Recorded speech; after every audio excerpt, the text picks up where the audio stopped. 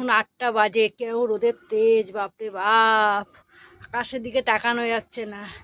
আমি ভাবলাম তাড়াতাড়ি ফুল তুলতে দেরি হয়ে গেছে, তাই জন্য ভাবছি তাড়াতাড়ি করে ফুল তুলতে আসলাম। এখন কটা ফুল তুলবো। নয়নতারা প্রচুর ফুটেছে, এই দেখো কত নয়নতারা। এই গ্রীষ্মকালটা নয়নতারা ফুলই বেশি ফোটে, আর এই ফুলগুলো এত হয়, এই ফুলেই পুজো হয়ে যায়। দেখো কি সুন্দর, দারুণ লাগে দেখতে নয়নতারা ফুল।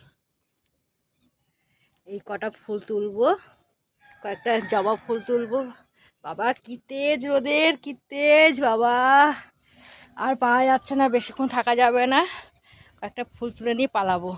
আর দেখো এই দেখো জবা ফুল ফুটেছে, এই দেখো কি সুন্দর লাগছে না জবা ফুলগুলো। দেখো আজকে জবা একটাই ফুটেছে গাছে, এত বড় গাছে একটা জবা ফুটেছে।